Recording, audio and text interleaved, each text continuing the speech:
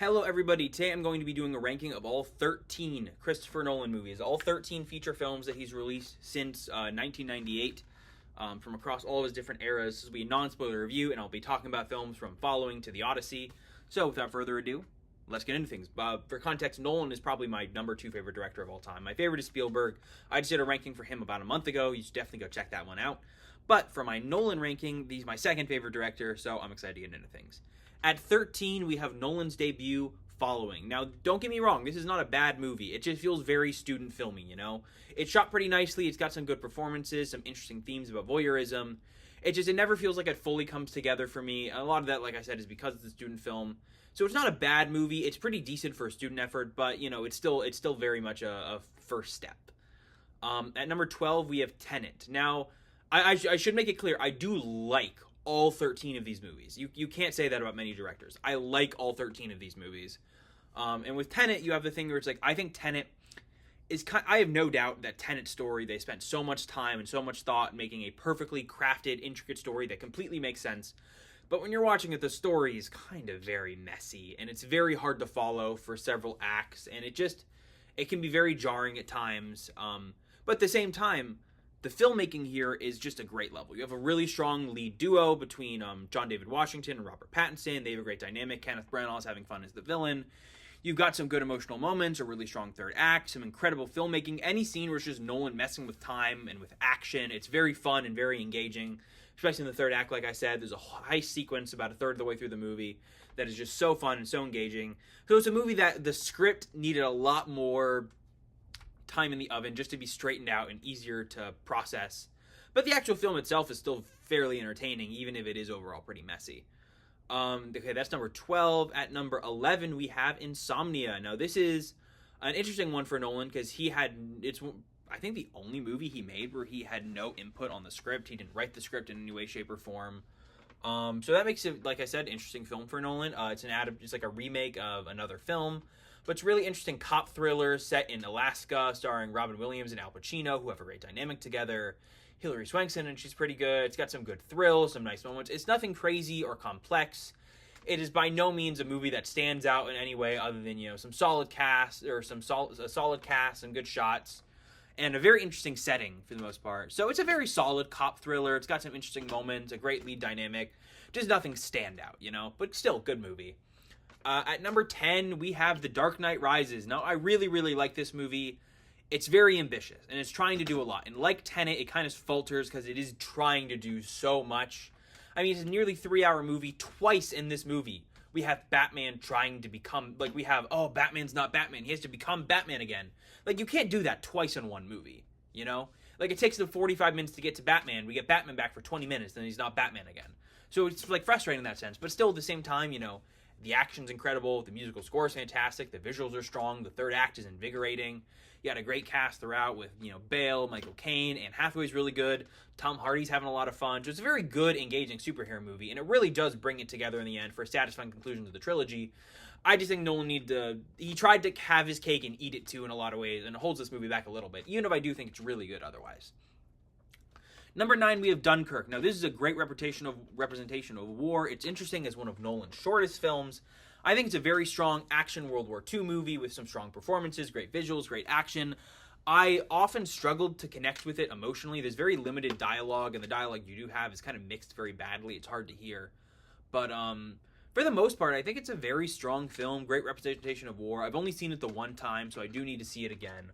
But I did enjoy Dunkirk quite a bit, and I'd like to see it again. It's a good war film. I just need to connect with it more, you know? So that's number 9. At number 8, we have Batman Begins, a very great, strong superhero movie. This kind of has the opposite thing of The Dark Knight Rises, where I think the first 2 acts of this movie are very strong. I love seeing Christian Bale's Bruce become Batman. It's a great supporting cast. I mean, Michael Caine, Cillian Murphy, just everyone throughout is great. You know a movie's good if, like, Gary Oldman's giving, like, the 5th best performance of the movie, you know? So it's very strong. The first 2 acts are the strongest. And the third act is where it gets a little more generic, a little more messy, a little less engaging. It's still a great superhero movie. It's one of the best DC movies. And it brings it all together, especially with the very, very end. It's just, you know, it's nothing crazy, but great filmmaking all around. And especially, I just love seeing Bruce become Batman. At number 7, we have Memento. Memento is very good. It is trippy, it is weird. Sometimes it can take a minute to get you, but once it gets you, you're locked in. The way they tell the story in reverse to help you feel the disorientation of the character is incredibly strong and just really, really impressively done in a lot of ways. And the way you kind of have 2 points in time that converge back into the middle to kind of give you this complete story is really impressive. Great performances. It's very grimy and gross in its visuals, which is very impressive. You know, Guy Pearce is real good. And it's a very ambitious film from Nolan, but it works and it comes together really well. So even if it takes a moment to get me, it's just impressive through and through. And this is the first movie of his. It's his second film. It's the first movie of his list where I'm like, this is a really amazing film. At number 6, we have The Prestige. A really fun, engaging, but also thematically poignant film about ambition with these two magicians in the 1890s London, just constantly trying to get the best of one another in this feud. And, you know, it explores ego and rivalry, and it's very strong, very good. Great performances by Bale and Jackman. Really, really comes together well. It's very engaging. It's just, I don't know how much to say about it, but it's really strong. You got Nikola Tesla played by David Bowie. Great visuals. This is a really good, entertaining movie. It's thematically poignant, but it's also very entertaining, and it hooks you very easily. So this is one of Nolan's best. Number 5, you got Inception. Inception is big, and it's bold, and it's awesome. And it's just got incredible action sequences, an all-star cast. It's one of the most insane heist movies you'll ever watch. But it builds up to a third act that is not only exciting, but it's emotional. Especially those final 10, 15 minutes will really kind of get you.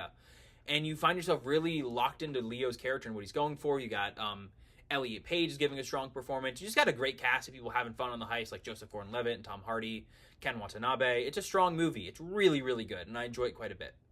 At number 4, and with a lot of potential to go up after one viewing, at number 4, we have The Odyssey. The Odyssey is fantastic through and through. Watch my full review if you want more thoughts on it, but it is just a great blockbuster epic. Everything feels so real and impactful. You know, the sets, the visuals, the music, the costumes, the weapons, the props, the performances by Damon, Hathaway, Holland, and everyone. It's so good, and it's so engaging from beginning to end, but especially that third act is immensely exciting. There's horror, there's thrills, there's emotional moments. It's thematically poignant in the end. It's really good. It's a fantastic, amazing blockbuster. Please go check it out. At number 3, we have The Dark Knight. What can I say? It's The Dark Knight. It's one of the most perfectly crafted action thrillers or superhero movies ever. I mean, you got Heath Ledger, Christian Bale, Aaron Eckhart, Michael Caine, Gary Oldman, Maggie Gyllenhaal. You got this incredible cast through and through, just giving some top-tier performances in this really thematically strong movie about good persevering throughout chaos and evil, no matter what. And like I said, the Joker, played by Heath Ledger, one of the best villains of cinematic history. Just fantastic action and thrills and music, and it's so perfectly paced, and it's just one of those gripping, engaging movies you'll ever watch in your life. It is one of the best superhero movies ever. It's The Dark Knight. What else can I say? At number 2, I have Interstellar. I adore Interstellar with all my heart. It is some of the best, most daring sci-fi you'll ever see.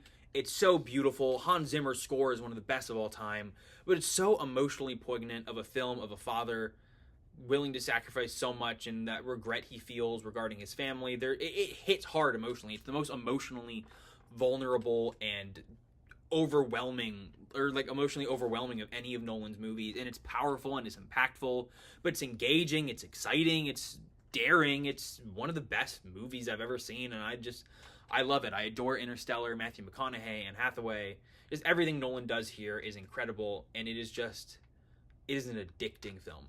But at number 1, we have one of the most impressive movies I've ever seen in my life. His Best Picture winner, Oppenheimer.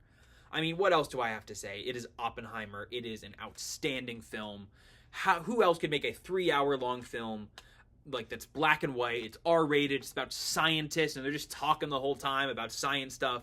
And it is like there's trial scenes, and it is gripping and electric. And you have every single person in this cast is quite possibly giving the best performance of their career. It is shot beautifully, and he brings such weight and epicness to these conversations to where in any other movie it'd be like, you know, they're talking about stuff and you're like, oh, they're just having a conversation. But in this, every single scene they're talking, it's like, this feels important. This feels like such an insanely huge, significant part of history. And just the way they bring everything to life this period of history is so good, and like the way they interweave different timelines is so engaging and creative, and it works incredibly. And the third act is just a bunch of scenes in a closed room of them interrogating Oppenheimer about his life, and they're just incredible. They're outstanding. I've seen this movie 5 times now. I watched it 4 times in the movie theater because I just can't get enough of it. Like, you'd think I'd get tired of it. It's a 3-hour movie, and it's just addicting. It's incredible, and it's Nolan's masterpiece, and I love it. So yeah, that's my ranking of all the Nolan movies, all 13 of them. I like all of these to some range, but when you get just the upper half of this list, you really get some really special stuff. I hope you guys like the video. Coming up soon will be, next week is my review of Rick and Morty Season 9. Hopefully I'll get a review out to you soon for Evil Dead Burn. And yeah, I hope you guys like the video, and I will see you all soon. Bye for now.